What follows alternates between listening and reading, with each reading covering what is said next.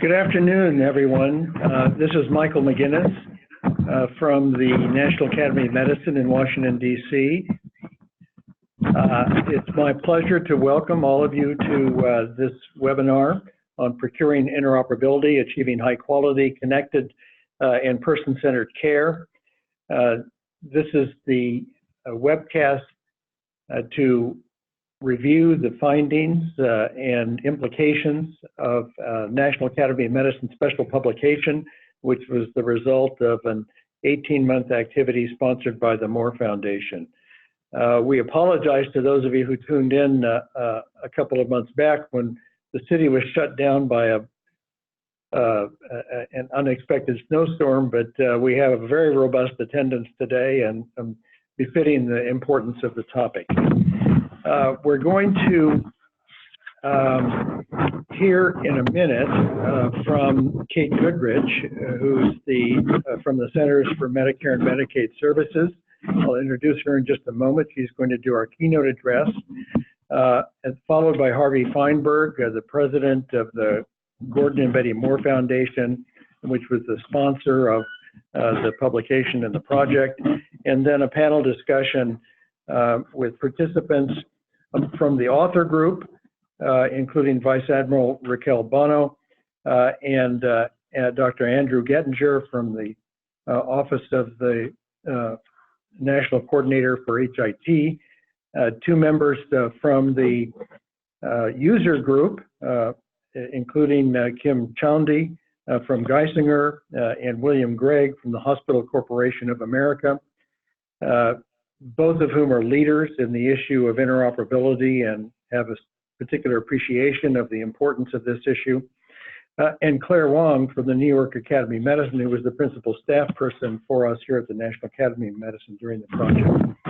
As I indicated implicitly at the outset, we've had a slight change to the agenda. Administrator Verma from the Centers for Medicare and Medicaid Services was scheduled to do our keynote. And we're fortunate, I should say, to have substituting for her today, Dr. Kate Goodrich. Dr. Goodrich is the director of the Center for Clinical Standards and Quality at CMS and CMS Chief Medical Officer, and in many ways is the principal client and certainly a very important person to the implementation of the issues that need to be engaged if we're going to move forward on the interoperability front. Dr. Goodrich is focused her activities on issues that are important to all of us, ranging from simplicity and measurement to seamless interoperability. So the recommendations and the assessments included in this report are obviously key tools for her and her colleagues at CMS as they move to help us advance the notion of seamless interoperability that leads to an easier work style and a more reliable digital infrastructure. And in addition, advances the notion of a measurement enterprise that can be as seamless as possible in its interface with the clinical processes, something that our clinicians are especially attuned to. Dr. Goodrich's office at the Center for Clinical Standards and Quality has a budget of about $1.5 billion and is responsible for over 20 quality measurement and value-based purchasing programs, implementation of the new quality payment program and the Improving Medicare Post-Acute Acute Care Transformation Act, quality improvement programs in all 50 states, clinical standards and survey certification of all providers across the nation, and all coverage decisions for treatment and services for CMS. And so it's very clear that in Dr. Goodrich, we have the perfect person to keynote and launch our conversation today. Following Dr. Goodrich, we'll hear a recorded address from Harvey Fineberg about the need for interoperability. As I mentioned, Harvey is the president of the Gordon and Betty Moore Foundation, the sponsor of the work, He was recently the president of the Institute of Medicine here in the academies, and prior to that was provost at Harvard University. He spent most of his academic career devoted to the fields of health policy and medical decision making, both of which are fundamentally dependent on realization of the prospects from seamless interoperability. Following Harvey, we'll turn to the panel that I mentioned a little bit ago, and we'll have a review of the key themes of the report and share their perspective on the key priorities. Actually, if I could ask you to advance, I didn't realize that my picture was up there. That was not what I had intended to have be on the screen, but if we can keep moving to the table of contents. The publication, Procuring Interoperability, has several major chapters, and you see them listed here in the contents: why interoperability is essential in healthcare, interoperability in the health ecosystem, interoperability procurement and specification strategies, transforming the health IT marketplace, perspectives on the issue, an NAM public symposium, and procurement implementation and action checklist.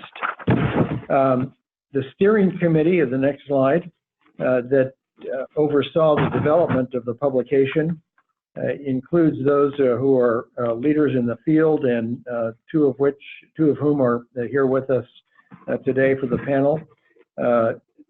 Dr.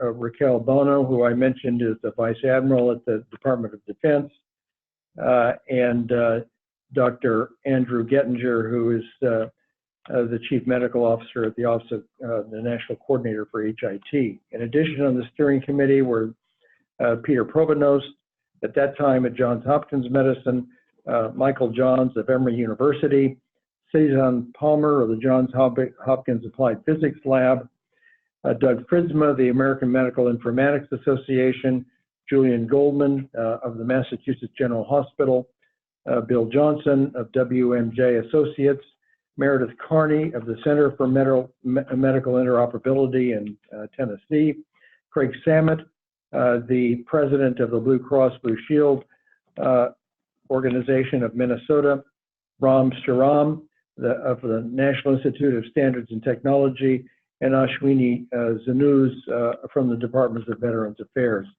So you see represented in this panel were the major perspectives from both frontline and policy perspectives that are important to achieve interoperability.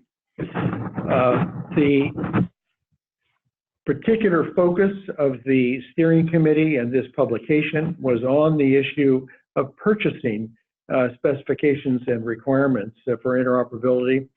There are, of course, many ways in which interoperability can and is being addressed, ranging from the development of standards that are necessary to facilitate interoperability on through the agreement among various purchasers, healthcare organizations, and related organizations to use harmonious specifications that will drive interoperability and in effect to advance the demand function in our marketplace. And that was the primary distinction of this report and publication. And so today's agenda will have us, after we hear the keynote address from Dr. Goodrich and the welcome remarks from Dr. Fineberg, engaging in the panel discussion with Claire Wong, Raquel Bono, Kim Chandy, William Gregg, and Andrew Gettinger. So after the presentation of the panel discussion, we'll have a participant question and answer session. Please type your questions into the Q&A box on your Zoom interface. Provide your name and organization, and if possible, please specify to whom you are directing your question, and questions will be read during the Q&A session toward the end of the webinar. Again, thank you very much for joining us today, and I'd like now to turn the the camera over to Dr. Kate Goodrich from the Centers for Medicare and Medicaid Services. Kate, thank you for being with us. It's a pleasure to have you join us. Well, thank you, Michael. It's a pleasure to be here virtually with all of you. Isn't it amazing that the right technology can bring us all together? Today, I want to talk to you about CMS's vision to transform our healthcare system into one that drives better value, lower costs, and high quality care for patients through competition and innovation. To achieve this, CMS is focusing on three main objectives: empowering patients, focusing on results, and unleashing innovation to increase access to affordable, high-quality healthcare. Now, none of this is possible without interoperability and the seamless exchange of health information. While we have one of the best healthcare systems in the world, we pay more for that care than any other country. Our actuaries predict that by 2027, Americans will spend almost $1 in every $5 on healthcare. For millions of families and businesses, this is a huge problem. It amounts to a cost crisis that will destroy our economy. We simply can't continue on this path. For CMS, the solution starts with payment innovation to better align financial incentives for providers to deliver efficient, high-quality care to get the results we desire. Technology and the sharing of data underpin the entire move to innovative payment mechanisms in healthcare. Without effective open data sharing, providers cannot keep patients healthy. And without data to track patient progress or understand quality, insurance companies can't tie payment to outcomes, and patients can't make informed decisions. Our current healthcare system is complex, opaque, and difficult to navigate. But with interoperability and the seamless flow of data, we can change the way healthcare in this country operates. Patients like me and the rest of you listening to this webinar can have access to their health information to make the best and most informed decisions possible. Clinicians can provide high quality, efficient, and coordinated care for their patients without repeating tests and compromising safety and quality, which will result in better care and improved outcomes for patients. And researchers can access complete and more robust data than ever before, allowing them to identify new, innovative, personalized treatments and opportunities for preventing deadly and costly diseases. So, how do we make this happen? We have already taken significant steps forward. Last year, CMS launched My Healthy Data, an administration-wide initiative spearheaded by the White House Office of American Innovation under the outstanding leadership of Jared Kushner and Chris Liddell. My Healthy Data is about empowering patients by giving them control of their healthcare data and allowing it to follow them through their healthcare journey. And we have made a tremendous amount of progress in just 1 year. As part of My Healthy Data, we launched Blue Button 2.0, the first developer-friendly open API for Medicare beneficiaries. Blue Button 2.0 allows Medicare beneficiaries to share their claims data with applications and services that help them manage and engage in their health, as well as share that information with their doctors and caregivers. With the highest standards of privacy and security, it's allowing beneficiaries to not only connect their data to apps, but to enjoy the level of transparency and access that Americans expect in almost every other area of their lives. There are now over 1,800 developers with a Blue Button Sandbox account, and we have about 20 Blue Button apps that are using our API in production. A list of these apps is now posted on Medicare.gov, so our over 40 million Medicare beneficiaries can easily locate the one that best meets their needs. These applications can assist patients by creating a personal health record that enables beneficiaries to collect their health information from their various providers in one place. We've also seen onboarding or check-in applications that enable beneficiaries to share their claims history when they check in at a doctor's office or clinic, enabling their clinicians to tailor a care plan with more information about their diagnoses and medications. The possibilities are just endless, and we're beginning to see what this data can do once it is made available to patients in an innovative and useful format. Claims data can unlock a patient's complete care record, giving them comprehensive treatment history, information on past providers, and their prescription drug lists. Access to this information can empower patients like never before, and that is why it's critical to ensure patients can access their data easily from any application of their choosing. But this effort shouldn't be limited to Medicare beneficiaries in a fee-for-service program. We want all beneficiaries we serve to have access to their data. So, in February, we made a huge stride in our efforts to empower patients by publishing the CMS Interoperability and Patient Access Proposed Rule. This rule proposes that all health plans doing business in Medicare, Medicaid, and through the federal exchanges share health claims data and other important information electronically with their patients. With all of those plans on board by 2020, 85 million new patients will have convenient electronic access to their health claims, including cost information that can be aggregated in one place. When combined with the over 40 million Medicare fee-for-service beneficiaries that have access already through Blue Button, we are looking at over 125 million patients with easy access to their healthcare data at their fingertips. But claims data represents just one piece of the future of seamless information exchange in support of better care. CMS is also drawing clinical data out of electronic silos and making it available to patients. Last year, we finalized a significant overhaul of the meaningful use programs that address data in EHRs. In fact, the changes were so significant, it warranted a name change. In our new Promoting Interoperability programs, clinicians and hospitals are no longer incentivized or penalized based on just using an EHR. We eliminated thresholds and removed check-the-box measures in favor of scoring based on performance and results around interoperability and giving patients their data. The days of keeping patient data locked in disparate systems is over, and the healthcare system needs to learn this lesson. Patient data belongs to the patient. We are doubling down on our efforts to eliminate information blocking practices in healthcare and are instead promoting practices that reward data sharing. Even with empowered patients, we need our healthcare system to have data sharing and notification abilities across healthcare providers. In our new proposed rule, we're improving the experience for patients and providers when transitioning between these settings. As a condition of participation in Medicare, the strongest lever we have, we're proposing that hospitals must electronically notify providers in a patient's care team whenever a patient is admitted, discharged, or transferred to another care setting. This is a small step in improving the discharge process for patients and their care teams, but it's a significant first phase of the policies we're proposing. Looking forward, we want to see a future where it's more than notification at discharge, but where the entire record set will follow the patient.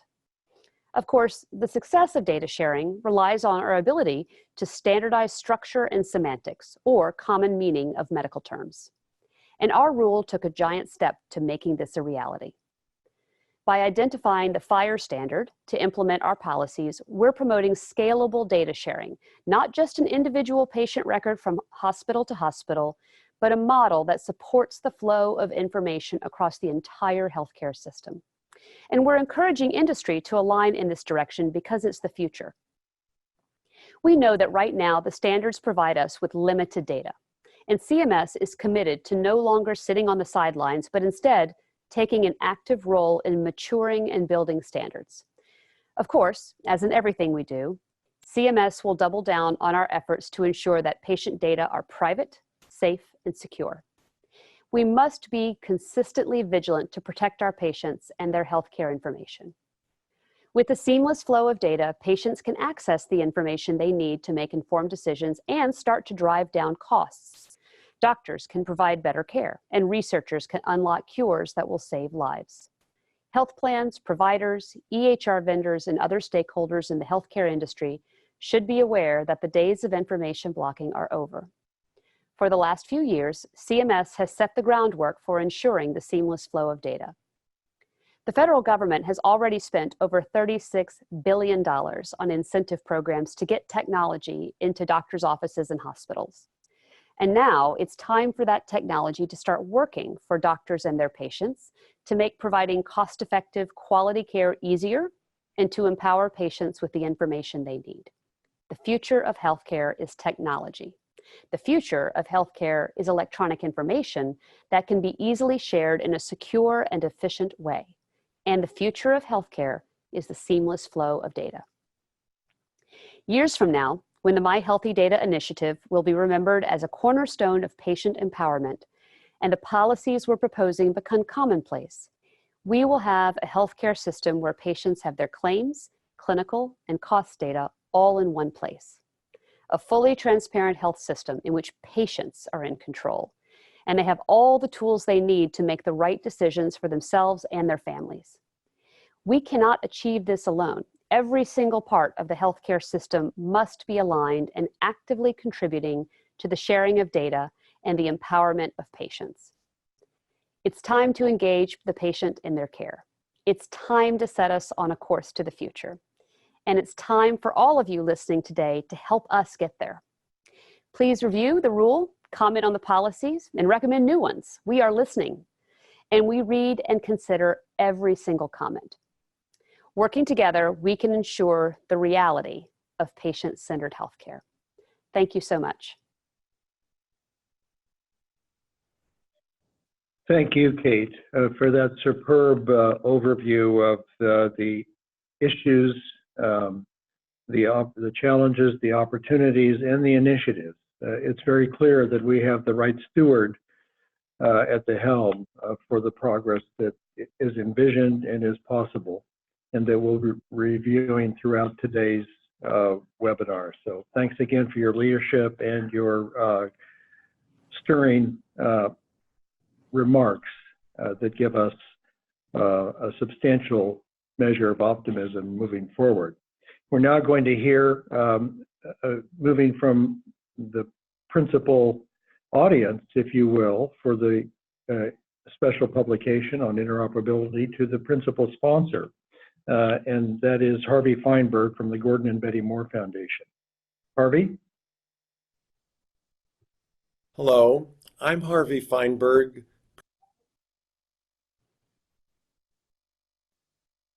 President of the Gordon and Betty Moore Foundation. I'm very pleased to have this opportunity today to speak with you about this important special report and its follow-on action, Gaining Interoperability for Healthcare. In healthcare today, we're awash in a sea of information, a wealth of data, but we have a poverty of insight and a lack of an ability to do what we should be able to do with all of that information available. The essential problem is that data that arises in one context or in one provider's aspect or directly to a patient in a different way does not necessarily communicate, connect, and be available in other contexts and in other care. If we want health data to do its job for the patient, that information has to be available when it is needed, where it is needed, and in a form that it can be used. The essential idea of interoperability is very simple. Regardless of who generates the data or where it is obtained, it should be available for the patient wherever that patient is seen. Even beyond the individual patient, health data provides a deep resource for policy analysis and potential improvements in diagnosis and in treatment that would otherwise escape notice. It's very exciting to me to have been able, through the Gordon and Betty Moore Foundation, to support the work that led to this important special publication from the National Academy of Medicine. Their document outlines the ways in which individual caregivers and providers of all types can act to make healthcare information more interoperable. And the simple way to do that is to introduce requirements in procuring healthcare information systems that make that information operable, available, and transferable to others, to other providers, and to patients. We're seeing some very important progress on the part of government, which is taking action through CMS and through the Office of the National Coordinator to establish standards and to set forth requirements that would make this data available. Now, providers of all kinds can do even more. They can step up to the national need for interoperability by making their data accessible and by setting the standards for healthcare information providers to make their systems interoperable. I'm very excited to see this gathering take place because a report is only as good as the action which follows on it. There are many important ideas and directions contained in this report. I hope that through today's discussion and through actions that can be taken and should be taken afterward, that we will see real progress in America to make health data available when and where it is needed. I congratulate each of you for participating in today's discussion, and I look forward to learning the results and the follow-on actions from today's deliberations.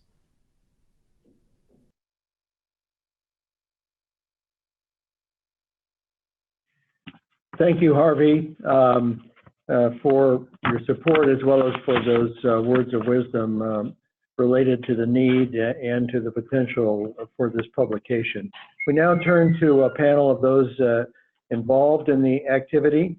And first up will be Claire Wong. Dr. Wong is the Vice President for Research Evaluation and Policy at the New York Academy of Medicine. A counterpart to ours is the National Academy. She, as I mentioned earlier, was the principal staff person working here with us on the development of the Procuring Interoperability report. Prior to that, she was Associate Professor of Health Policy Management at Columbia University. And it's a pleasure for me to welcome Claire back to the virtual venue of the National Academy of Medicine, and we look forward to hearing your remarks. Thank you, Michael. It is a pleasure to provide a brief overview of this special publication. And it was a true honor to serve as the project director for this report during my time at the National Academy of Medicine. As Michael and Kate mentioned, even though a vast majority of the healthcare providers in the United States use certified electronic health records, and we've made great progress in data exchange standards, interoperability is still limited. Because we're not just looking to transmit records electronically from point A to B, we're looking for clinically meaningful interoperability that streamlines workflow, enhance value, and help them care for their patients better. This special publication focuses on one aspect of enhancing interoperability, procurement. It is about how health systems can work together to acquire health IT in a more strategic and coordinated fashion, and collectively leverage the demand-side power to transform the health IT marketplace so that interoperability will be a default and not the exception. As you see here, this project commenced in December 2016 under the leadership of Peter Pronovost, Susan Palmer, and Mike Johns, co-chairs of the steering committee. The committee included experts representing clinicians, health systems, insurers, professional societies, and government agencies. We undertook this exploration through consultations, conference calls, and literature review. You'll hear from two of the committee members, Raquel Bono and Andy Ganninger, later during this webinar. One important aspect of the consultation was a January 2018 public symposium with more than 70 leaders joining us. Drawing on the insight of many experts, this special publication represents not only a summary of the issues, but also a roadmap for moving forward. Next slide. Next slide, please. Although there are various ways to describe the previous slide. Thank you. Although there are various ways to describe interoperability, we consider three levels. Facility to facility, the macro tier, intra-facility, the meso tier, and at the point of care, the micro tier. To transform healthcare, interoperability is required across all three levels. And even though we've seen great progress at the macro tier, many providers still rely on paper or fax to some extent to exchange information with another facility. Some receiving clinicians still find it difficult to get a full picture of the patient's longitudinal care history. And at the meso tier and the micro tiers, significant portions of the data exchange still depend on manual entry by clinical staff. Medical devices also commonly use proprietary interfaces or do not interoperate with other systems at all. This is a serious threat to patient safety and care quality. Next slide.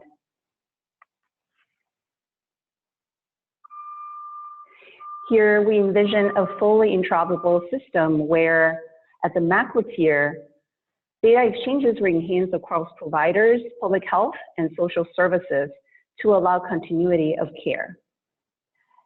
At the meso tier, better integration of various IT systems allow workflow integration and risk management. And at the point of care, the micro tier, connectivity through non-proprietary interfaces can support more efficient modular upgrades to components that are plug and play. Providers can also augment in-person encounters with better telemedicine, mobile health technology, and patient portals.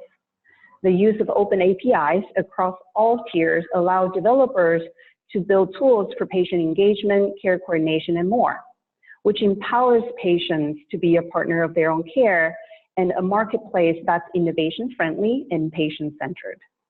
Next slide. The steering committee identified 5 action priorities for health system leaders: commit, identify, collaborate, specify, and assess. First, providers must start by recognizing interoperability as mission critical and then build the accountability structure like an interoperability steering group to execute and monitor. Procuring interoperability must be managed as a part of a long-term business strategy rather than many uncoordinated one-off purchase decisions. Then the steering group they need to systematically identify a set of goals and priority use cases to achieve better interoperability, not just within one hospital, but also among entities involved in the patient's care. Leaders should also actively partner with other providers, payers, and vendors to align resources in their procurement strategy. Partnerships have allowed buyers to exercise collective power in shaping interoperability, quality, and cost in industries ranging from banking to aviation. Healthcare needs to do the same. Specify. Through these steps, we can then build infrastructure and sector-wide capacity to translate our interoperability needs into clear, detailed, and specific technical requirements in the RFPs so that there are no latitude in vendor interpretation. Finally, establish metrics to monitor short-term and long-term progress so we can learn and improve over time. Next slide. Working with the Johns Hopkins Applied Physics Lab, the technical appendix provides further guidance and details on key elements. It also includes example interoperability specification language and 2 use cases from the defense industry. Of course, procurement is one of the many factors at play. Technical, cultural, and political barriers continue to exist. So the committee also discussed the roles for government agencies, private payers, and health IT vendors, as well as the need to eliminate the practice of information blocking. We hope this special publication will spark further dialogue and action because our patients depend on it. Thank you so much.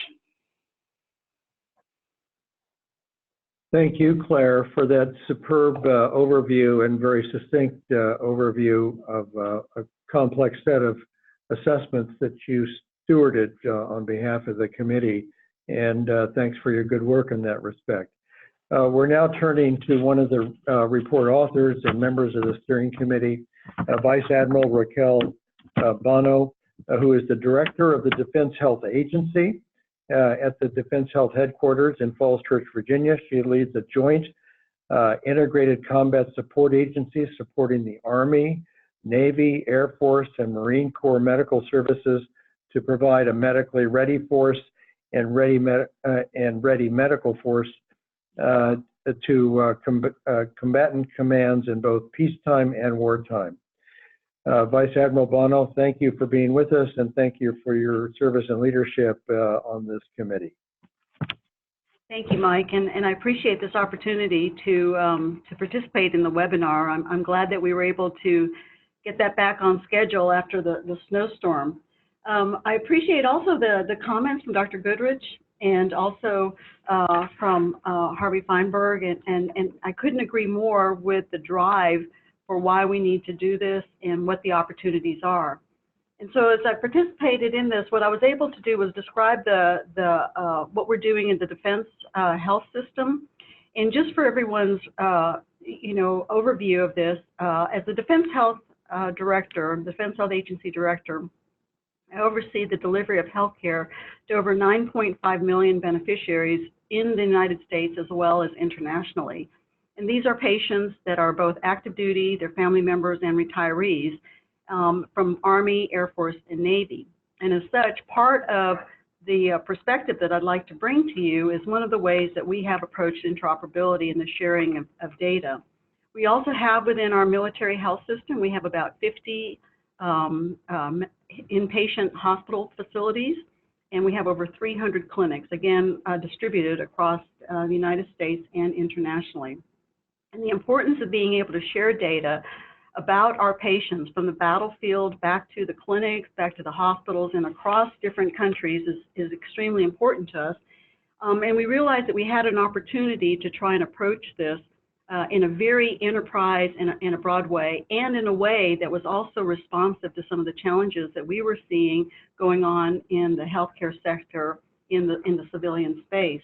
And so what I'd like to be able to highlight for everybody is very briefly talk about the enterprise approach we took and our focus on interoperability and how we applied that to the procurement of our digital and technological equipment that supports the collection, the gathering of data, and the sharing of data. The one other thing that I would also like to share with folks is that what also became a driver for us was paying attention to cybersecurity and the cybersecurity of our systems and our devices. And what we've been able to see, of course, in the DoD space, we're a little bit more sensitized to this because we are oftentimes an attack surface for other countries and individuals who are trying to get into our systems. But it's also important to understand that part of our perspective on cybersecurity is also driven by our own need for looking for data outside of our own systems. And I'll let you figure out what exactly that means. But what the thing since I last had since we were working on this particular project, what has happened is that since this article was published, both DoD and the Department of VA have both agreed to use the same electronic health record. And this is the same instance of an electronic health record. So it's not a version that's a DoD version and a version that's a VA version. We will be using the exact same version. And to put that into perspective, while I shared that we have about 9.5 million patients, the VA also has about 10 million patients of their own, and they also have a very broad network of hospitals and clinics. Along that, not only have we come together on the same electronic health record, but we are also looking at how we're procuring devices, medical devices, that will sit on that network and interface with the data exchange of our patients to be accessed and stored in a similar way. And so our effort towards interoperability is really driven by the fact that not only are we a very large healthcare system, but the other part of that is that we purchase about 60% of our healthcare from the private sector. And in that, we also have about $1 billion a year of medical device procurement. And so part of our approach to this interoperability are setting those requirements for our procurement that, one, are interoperable, and they have to be interoperable between the VA and the DoD. It has to also be interoperable with our new electronic health record. It also has to be, it also has to meet our cybersecurity profile in order to interface on that. And in all of that, with our lifecycle management, we also want to know that, that these medical devices and these apps and programs that we're using to collect data and share data, that it will interface with the single data repository that we'll be using between DoD and VA.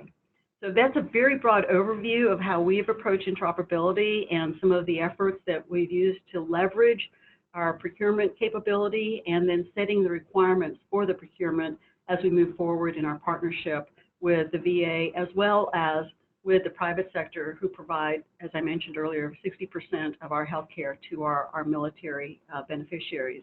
I look forward to the questions and the conversation afterwards, and I thank you for your kind attention. Thank you, Raquel. Again, both for your contribution to the publication and for this very encouraging announcement of the commitment of the VA and the DoD to ensure that a common electronic health record is used with one fell swoop, ensuring interoperability for 20 million plus citizens around the country.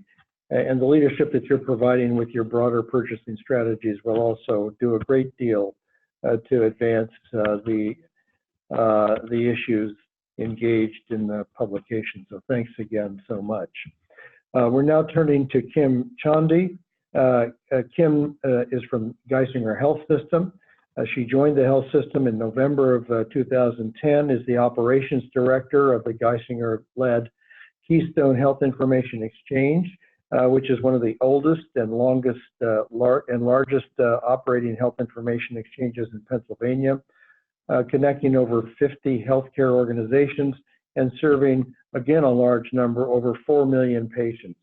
Kim is also the director over Geisinger IT Integration System Support Team, and an ideal position to reflect on the importance of the issues identified in this publication. Kim, thank you very much for being with us. Thank you, Mike, and thank you to my colleagues. And I agree about all of the statements and the commitment that everyone is taking for such a good cause for interoperability. Geisinger has taken a stance in many different ways of interoperability, and I think a lot of us have mentioned some of those direct attributes of how important it is to have the patient engaged and have the community engaged.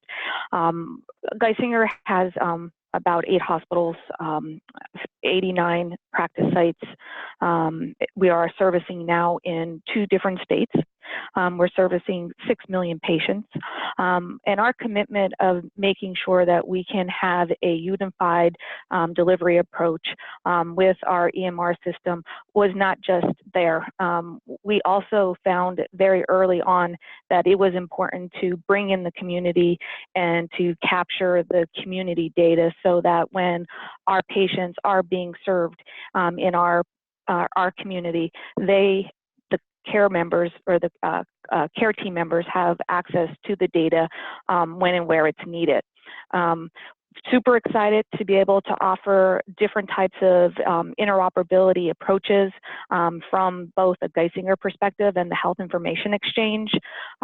Doing a lot of opportunity as notifying providers or case managers when a patient is admitted or discharged from a hospital setting or an ED setting. We're pushing direct results into EMR systems so providers don't have to worry about going out and looking for it or remembering that it was ordered. If it was ordered, we want to make sure that we are allowing the providers to have time with the patient and have access to the data, even if it was performed outside of their setting.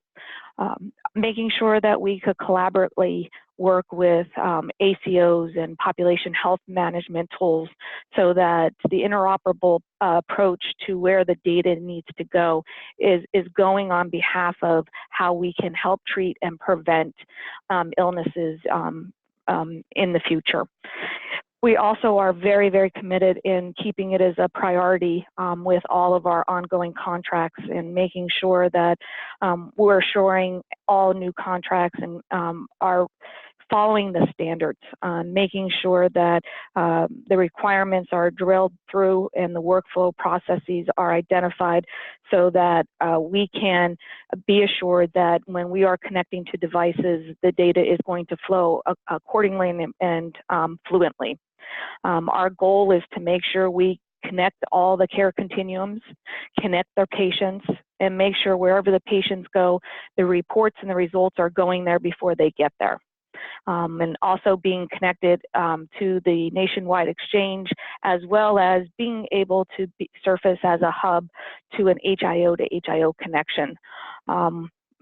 Like I said, we are very, very committed of making sure that anybody served in our service line or our service area, and we will make sure that their providers have access to their data when they go back home. And I look forward to many more discussion points and questions thereafter. Thank you. Thank you, Kim. Now we turn again with thanks to Bill Gregg from HCA, another organization which has important potential and take important steps to foster interoperability. William Gregg is the Chief Clinical Transformation Officer and Vice President of Clinical Informatics at HCA. Since joining HCA, he served as a clinical business owner of clinical information management, health information exchange, and clinical decision support. His primary focus is on system-level integration of technology, information processes to support transformation of clinical care in our rapidly changing healthcare landscape. Bill, thank you very much for joining us. Thank you very much. I really appreciate the opportunity. And I couldn't agree more with the statements from all the participants so far. And I just kind of wanted to go through a little bit about what HCA is doing right now. HCA's motto, our value statement, is that we're committed to the care and improvement of human life. And we believe very strongly that data or lack of data shouldn't get in the way of that. And really, we've embraced wholeheartedly that idea of data liquidity, because the lack of it is often what gets in the way of bending the cost curve and bending the other changes that we need to do, as mentioned earlier, to really be able to make healthcare sustainable and to provide that high quality and safe product that we all want it to be.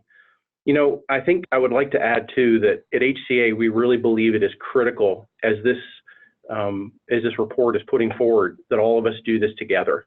If each of us tries to do it on our own, it's going to pit one organization against another. But when we all join forces and try to do it from the same common playbook, it allows us to start to compete not on hoarding data or moving data in ways that might constitute information blocking, but allows us to really compete on the merits of what we're providing to our patients and really put the patients at the center of care. And we believe that's the right direction.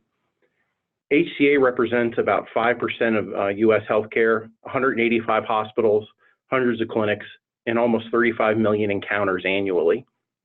What we've tried to do is to really approach it covering all the tiers that are described very well in the report. I would add very specifically that we've been a big supporter of the Center for Medical Interoperability and working in that micro tier as we really look to try to get interoperability with our devices. We believe it's a significant burden on our clinical workforce to manually enter data and takes them away from spending time directly with patient care. And I would add one of my favorite quotes, which was from a particular paper by Cantwell and McDermott that was put in the report, was the exhausting litany of clerical tasks that we give our clinicians. And I don't think that can be overemphasized. That's such a big piece of what we need to do to free up that workforce to actually provide care for our patients. And so we've been a big supporter, not only in the technical side, but also financially, the Center for Medical Interoperability. At that meso tier, we've been building an internal HIE, which has allowed us to have semantic interoperability across our enterprise. And that's really helped to move data where we have control over it because we're both the source and the destination. One of our bigger challenges, and we're hopeful as the future goes on, is in that macro tier. and really the challenges with semantic and syntactic interoperability as we move data both inside from outside sources as well as outside of our organization. One of the things that we've tried to do is to set up a community exchange partnership, and what that allows us to do is to create a round trip when someone refers a patient to us or a patient moves from one organization into ours, we automate the sending of data back to them. It doesn't require a human being to intervene.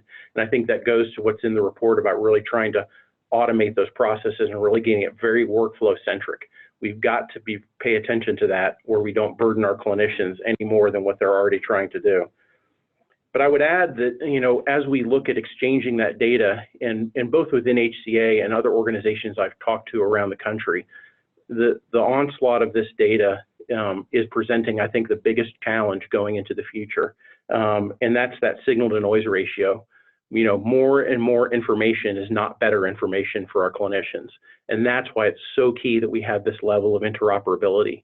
We are going to be tasked more than ever with having to sift the signal from the noise and make sure that the right information, the important information, is brought to the attention of our clinicians. And I believe that's part of our solemn responsibility as people in informatics and as healthcare leaders around the country. But just kind of as an overview, you know, HCA is very supportive of this program and really look forward to its implementation and excited about the prospects for improving healthcare around the country. Thank you, Bill, for that very clear expression of commitment and potential for progress. We're now going to turn to Andrew Gettinger for our last panel comments. Before we move to Dr. Gettinger and before I introduce him, I'd just like to remind folks that you can submit your questions, and I believe the participant Q&A format is up there. I'll also indicate to our panelists that we'll offer them actually the initial opportunity if they wish to ask a question of one of their fellow panelists before we move into the general listening community. Dr. Gettinger serves as Chief Clinical Officer for the Office of the National Coordinator for HIT. He's also Professor of Anesthesiology Emeritus at the Geisel School of Medicine and Adjunct Professor of the Computer Science at Dartmouth. His extensive experience in the field of health information technology includes leading the development of an electronic health record system at Dartmouth, and he was subsequently the senior physician leader during Dartmouth's transition to a vendor-based EHR. He's been a good colleague of ours throughout much of our work on the digital infrastructure. Andy, thank you for being with us, and thanks for your work at ONC.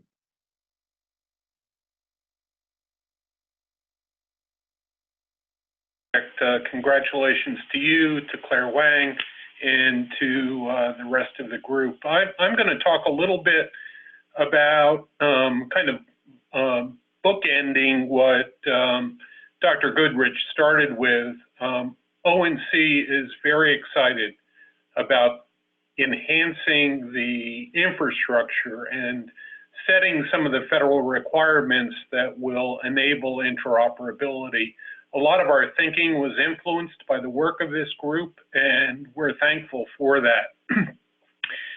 Just as CMS has a proposed rule, we have a proposed rule as well, and we are very interested in responses to some of the ideas that we've brought forward. I'm going to concentrate on just a couple of them, and actually some of them have already been referenced. So information blocking. One of the problems with interoperability is information hasn't flowed as expeditiously as we'd wanted, and we were charged with defining what were the circumstances with which it is legal or appropriate not to have information flow. So we identified 7 exceptions where it's appropriate in our proposed rule. We would ask that others look at those, validate that those are reasonable. Now, the information blocking provisions actually are pretty expansive. They apply to healthcare providers, health information exchanges and networks, and health IT developers, because Congress heard from many stakeholders that each of those groups participated either directly or indirectly in circumstances that were defined as information blocking. By the way, there are dramatic consequences for folks if they are found in violation of the information blocking prohibition. I'm going to turn now to what we used to call CCDS, the Common Clinical Data Set. That is what ONC requires of certified health IT developers to be able to share. We have renamed it as USCDI, the U.S. Core Data for Interoperability, and have added some really important elements. So one is provenance. One of the challenges with information is knowing where it originated. So requirements around provenance of that information will help. We've required that clinical notes be able to be interoperable. In the demographics, we've added address and telephone number. Many of you know that we struggle at times to identify our patients, and telephone number, in particular cellular phone number, is emerging as a very strong component of more reliable identification. And then we also have added pediatric vital signs. Again, some of our infants and children who have different kinds of vital signs than adults had not been adequately addressed. More importantly, we're going to do an annual update of this information so that we expect to expand this core data for interoperability, which is required to be machine readable.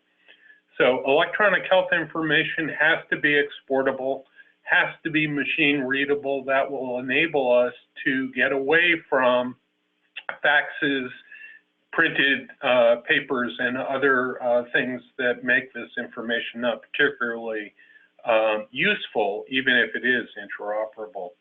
The last thing that I want to comment on is this construct of open APIs without special effort. You've already heard Dr. Goodrich talk about Blue Button 2.0. Apple, not to focus on just one, but Apple has used an open API using a technology called FHIR, F-H-I-R, and made that available to individuals, patients, to have access to their electronic health record. And in the first of what is, we believe, a very substantial contribution to interoperability with the patient in control of where that information flows. So I've very briefly tried to point out 3 or 4 of the elements of our proposed rule. It's a 700+ page rule, so you can imagine that there are lots of details that I didn't get to. But I'm going to stop there and turn it back over to you, Dr. McGinnis. Thank you very much, Andy, and thanks to each of our panelists for really wonderful presentations and for your contribution throughout the process. We do have many questions, as one might imagine, given the level of interest nationally and the robust attendance we have on this webinar. But first, I'd like to give the opportunity to any of you who might have questions for your colleagues. Is there anyone who'd like to ask a question of your colleague?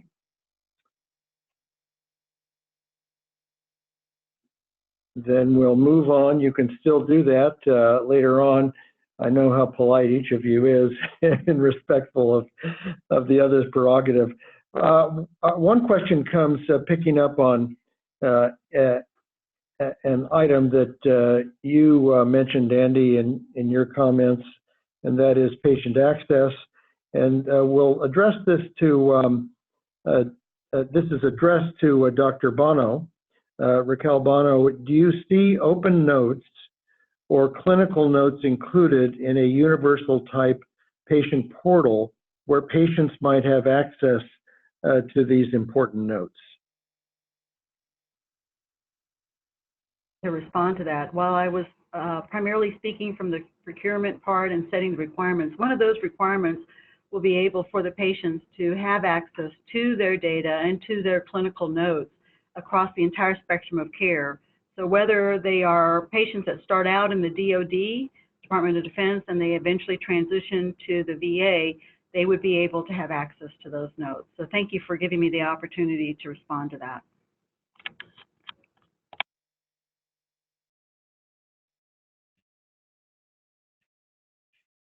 Thank you. Part of the question was addressed to Kim Chundy, and that is, what are some metrics your organization has developed to measure success? What do you see interoperability success looking like for the organization and for its role in the region? So the measurements that we are really paying close attention to is the number of results that we can file directly into EMR systems and automating processes for work efficiencies. On a daily manner, we track where the data is going and where it's coming from, and we look to increase the amount of data flow throughout the community to allow the providers and the patients to have access to it. So not only, and I did forget to mention this, but not only are the providers getting access to it, but the patients are getting access to it as well. And thank you for the question. Thank you. And I should open up to the other members of the panel the opportunity to respond to either of those two questions as well, if you wish. Dr. McGinnis, this is Andy. I just wanted to comment that the right to access this information is embedded in not only our regulations, but in the Office of Civil Rights Regulations. So I think this notion that patients will have full access to all of not only their protected health information, but their electronic health information, which is a broader category that we've defined, is clearly going to be in our future. Thank you very much. Let's then move to ask Bill Gregg a question which has been directed to him, and that is,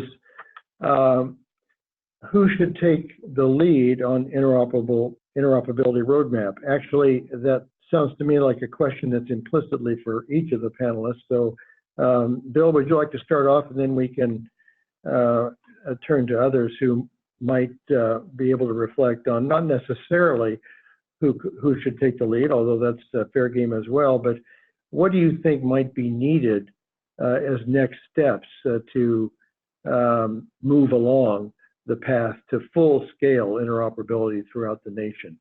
Bill, would you like to start off?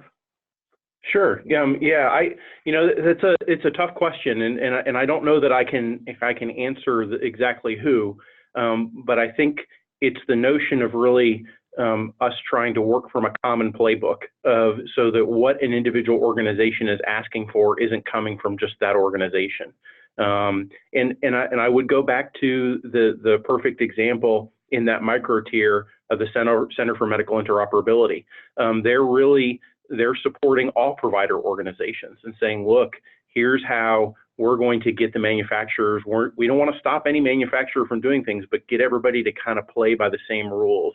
And to do that, and to say, look, here's all the, when we purchase, this is what we're going to be looking for. You want everyone to compete, but we've got to, we don't want to keep, going at odds with each other and being counterproductive. There's got to be a way that we can organize these things together. And I think the center is a good example of that, working in that tier, but some kind of an impartial organization to kind of spearhead that and allow any provider organization to be a member would allow us to start to think about these things in a common way. Thank you. Kim, would you like to reflect at all on what you think the next steps might be for expanding the national profile on interoperability? I think the comment was just made, and I support it 100%, is we all need to come to the table open-minded, knowing that in the center of everything that we're doing, it's directed for the patient and the patient's care, and having an opportunity for all systems and everyone to follow the guidelines and make interoperability, easy, I'll say easy, in lack of better words here, easy and accessible. I think it's going to take us above and beyond what we can do for this nation. Thank you very much. And if we can turn to Andy Gettinger again for a variation on that question, you can address it specifically, what you think the key next steps are, but there's a question here that's directed to you that's relevant, and that is, with all the different standards, SNOMED, LOINC, et cetera, that are being used today, and national best practices or recommended standards for specific items would go a long way in recent reproducible, scalable data interoperability between systems and vendors. Is this something that's under consideration? Michael, it's wonderful when you represent the government and you can point out things that we've already done that address the question. So for the past number of years, ONC has categorized the various standards that are available for interoperability for those who are on the phone. healthit.gov/ISA. That stands for the Interoperability Standards Advisory. And each year we put out an assessment of the standards that are available that should be in use to facilitate and promote interoperability. They are proposed at the end of the year, so they're under consideration, then they're adopted by our FACA, the HITAC, at the end of the year, and it's been a very successful initiative. And what it does is it reflects the maturity of these standards as they're being proposed, and also the updating of standards as different releases of the standards come to common use. Thank you, Andy. The next question is for Raquel Bono, and it's focused on the relationship between DHA and VA, and asks, what do you think has made the relationship or the harmonization of the two systems successful to date, and what do you see the role of procurement practices in ensuring that it goes the next several miles to completion? Harmonious is a really nice word. It's probably more aspirational, but there is a shared goal, and I think this actually does speak to like what happens needs to, or who should take the lead on this. And it's probably not so much a question of who, it's the what. And I think that's actually what has galvanized the VA and DoD. It's the what. And the what for us is how do we create and how do we integrate our systems of care so that the patients that we share have access to their data, and that the people who are taking care of them also have access to that so they can make those informed decisions, and that we're able to support our patients from really truly cradle to grave.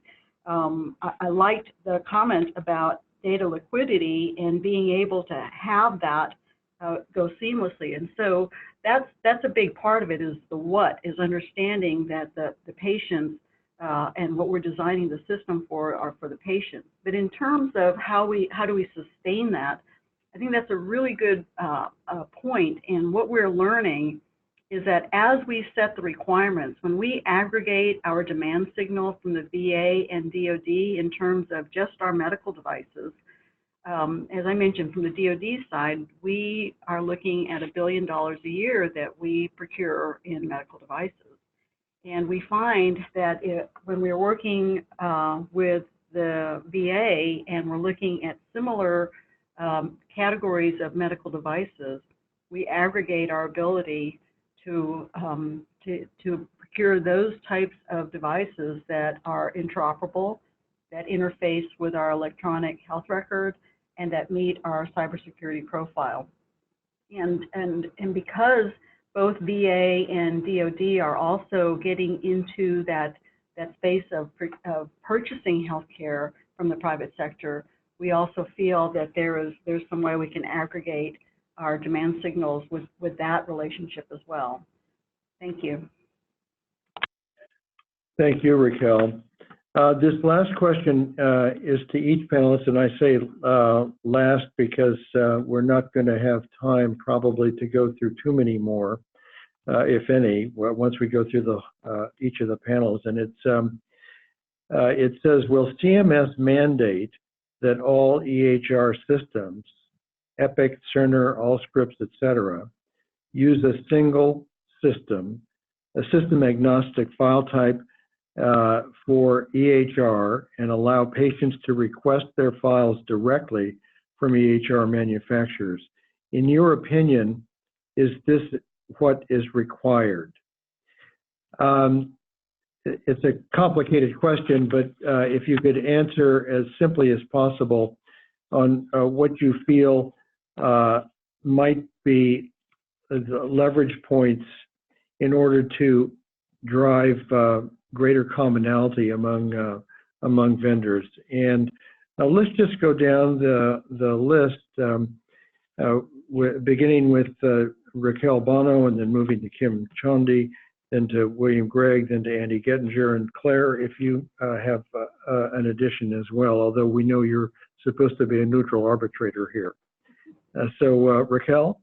Yes, thank you. I think that would be helpful. I don't think it's the only thing. I think that, as I mentioned earlier, the what has to be clearly defined, and there has to be a collective effort. There has to be, I think that CMS being able to set some standards, ONC, even some regulatory help might be needed, but certainly there has to be a collective effort on this. And I think CMS being able to help define some of that would be one aspect that would be needed in the collective effort. Thank you.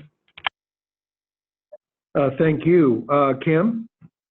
Yeah, I think that's a fabulous question. I think it's a very complicated question to answer. But from a preference, I would love to see that we are all pushed to the standards and everyone really following the nation in one effort to make sure that the patient can get access to the data and no data blocking, as well as getting access into other EMR systems. So I really look forward to even the thought of this coming together. Thank you, Kim. Bill? Yeah, I mean, I definitely agree. You know, we want to have, patients need to have access, and maybe I'm answering this in too technical of a way, but I think that individual EHRs can still, you know, it's going to be a big task for them to change the way they fundamentally represent things within their own system. At least but the bare minimum is that they should be able to translate it in kind of a Rosetta Stone way to that common standard, so that when the patient sees it, they really don't know that there's any difference. Getting them to change the fundamentals of their EHR at the core level of the code is a huge ask, and I think we got to do it in steps. But I definitely think the end result needs to be the same, where it's that true data liquidity, where the data is available for care, for patient access, for all those things. Thank you, Bill. Andy?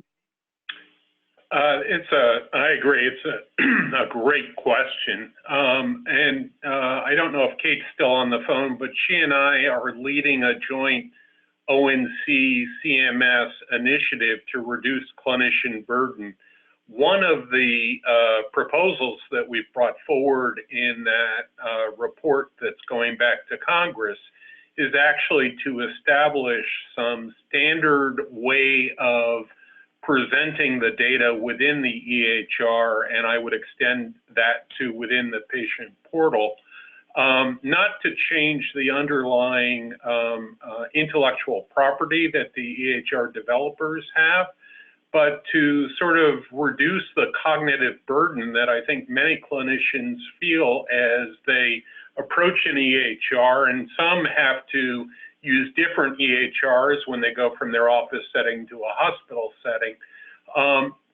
And the analogy we tried to use in that is it's like getting into a car and being able to drive a car. You basically know there's going to be a steering wheel, a gas pedal, and a brake, and they're going to be in the same space. But the interior, the rest of the interior of the car could be very different. And likewise, you can drive from California to Washington, D.C. cross country and generally know what the traffic laws are going to be because there's a relatively uniform code of traffic laws, although in some states you don't understand what a blinking green light is versus a blinking yellow light. So we're proposing, and it's had some mixed reviews, a degree of standardization and a process to get there. And I agree with Bill, it's not going to happen overnight and will require substantial retooling of our existing health IT.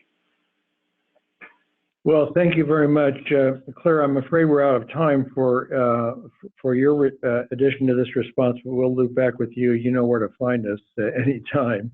That's all right. And I want to thank each of our panelists, Claire Wong, Raquel Bono, Kim Chowdy, William Gregg, and Andy Gettinger for the really superb contributions, and obviously as well to Harvey Fineberg and to Kate Goodrich.